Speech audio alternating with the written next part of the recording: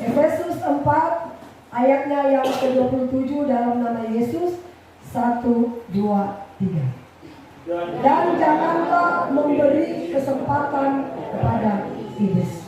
Kita semua tidak pernah terlepas dari serangan-serangan setan. Ibu pendeta, kira-kira kalau serangan-serangan setan itu seperti apa sih? Alkitab katakan begini, jangan beri kesempatan kepada iblis atau setan. Kira-kira kesempatan itu seperti apa? Ketika mungkin kita lagi marah, ya, lagi emosi, atau ketika mungkin kita lagi berdusta atau berbohong, atau ketika kita mungkin lagi mencuri, atau ketika kita lagi melakukan kejahatan yang menentang Alkitab. Itu adalah pintu, itu adalah celah-celah yang kita buka untuk setan bisa masuk.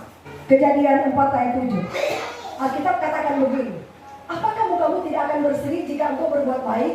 Tetapi jika engkau tidak berbuat baik, dosa sudah mengintip di depan pintu. Ia sangat menggoda engkau, tetapi engkau harus berkuasa atasnya.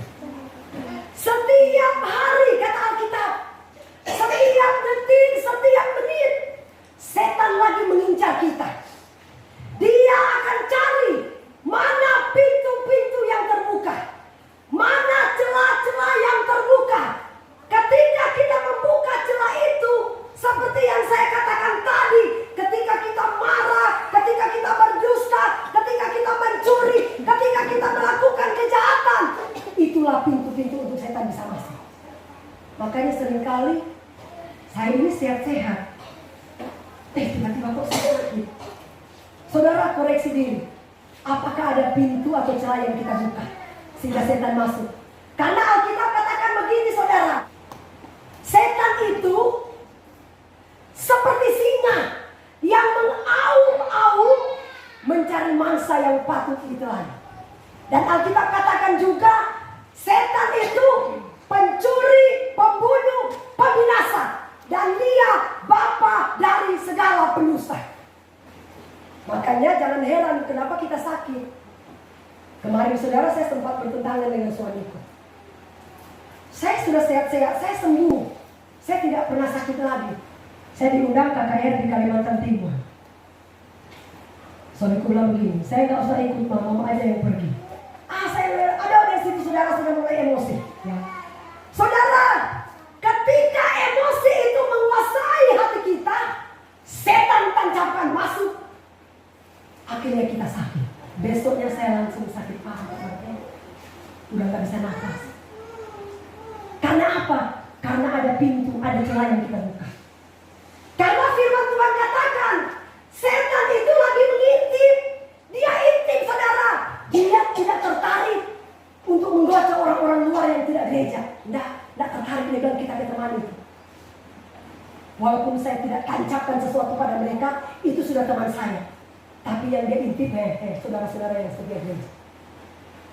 Makanya jangan heran kenapa orang setia gereja kok udah sakit dibandingkan dengan orang luar, Pak. Orang gak setia gereja tapi sehat. Makanya Alkitab katakan, jangan iri hati kepada orang fasik. Tuhan katakan begini, saudara, jangan kamu iri hati dengan orang fasik. Kelihatannya mereka gemuk, segar, tidak ada sakit penyakit menimpa mereka. Tapi kita yang sudah di dalam Tuhan, dikit-dikit sakit, dikit-dikit sakit. Setan itu tidak tertarik memberikan sakit penyakit kepada orang luar yang tidak setia gereja. Tapi dia tertarik kepada kita yang sudah setia dengan Tuhan. Dia intip. Oh, ini celahnya di berbohong. Oh, ini celahnya di emosi. Contoh. Nah, ketika kita buka pintu, langsung dia tancapkan sakit penyakit sama kita. Makanya Alkitab katakan, sadar dan berjaga-jagalah. Setan seperti singa yang mengaum-aum mencari mangsa yang patut ditelan. Itu kata Tuhan. Dan kata Tuhan juga, iblis lagi mengintip kita, mengintip anak-anak Tuhan yang setia kepada Tuhan. Jadi setan itu akan berusaha mengincar kita. Ada celah-celah sedikit pun yang kita buka, paf, masuk dia. Yohanes 10 ayat 10.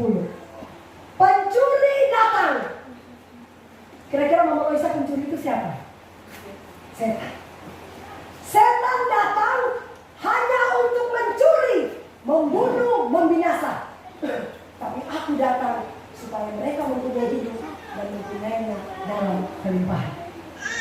Berarti yang membunuh kita siapa, Bu? Setan. Ya. Dia cari celah-celah di mana kita buka.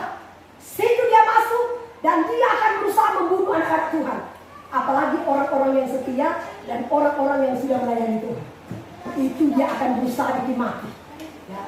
Apalagi komandan, gembala yang berdiri di atas mimbar. Itu tidak akan pernah lepas dari serangan setan.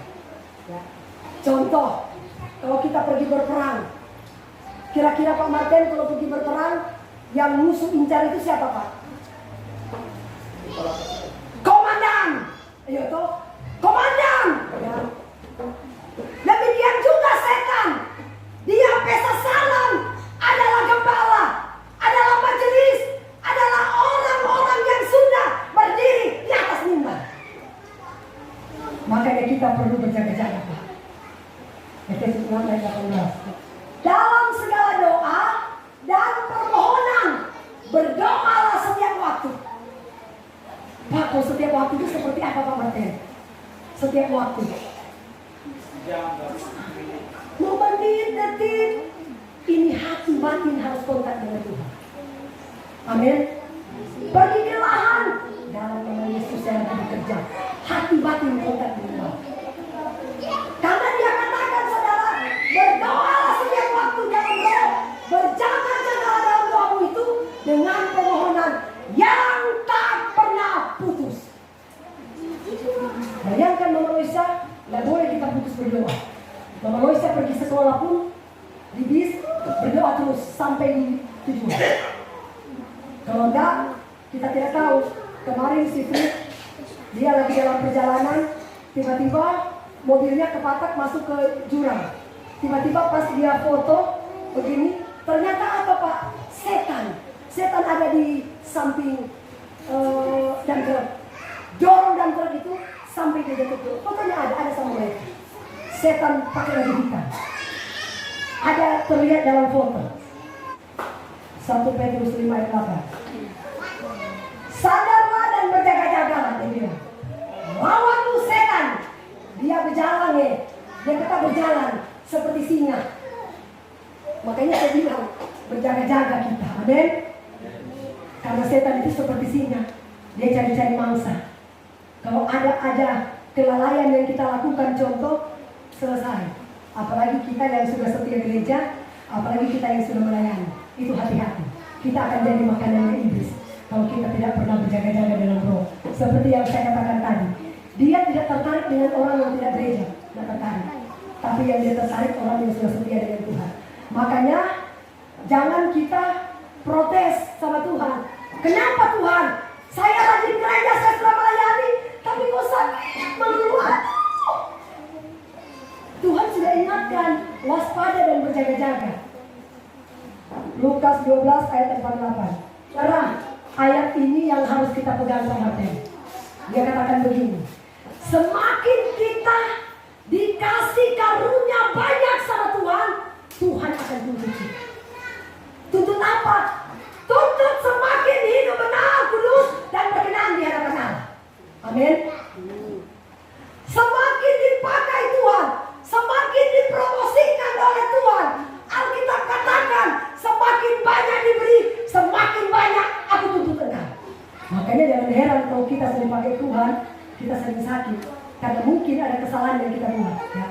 Ini Alkitab yang katakan, Bapak Ibu Saudara. Makanya ini yang saya takutkan. Ya. Saya diundang pimpin KKR. Suamiku bilang, kamu mulai dipromosikan sama Tuhan. Tiba-tiba saya emosi.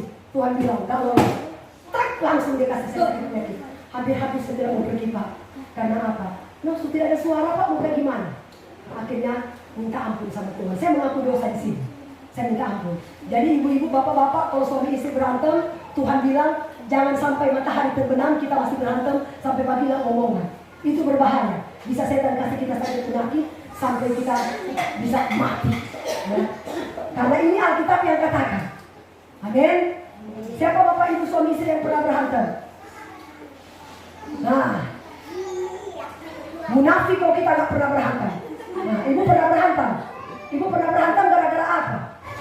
Tapi jujur, saya kalau dengan suami kalau berhantam, tapi kami paling cuma adu mulut aja. Kadang-kadang ada selisih paham, ya. Nggak sampai mungkin 1 hari kami sudah omongan.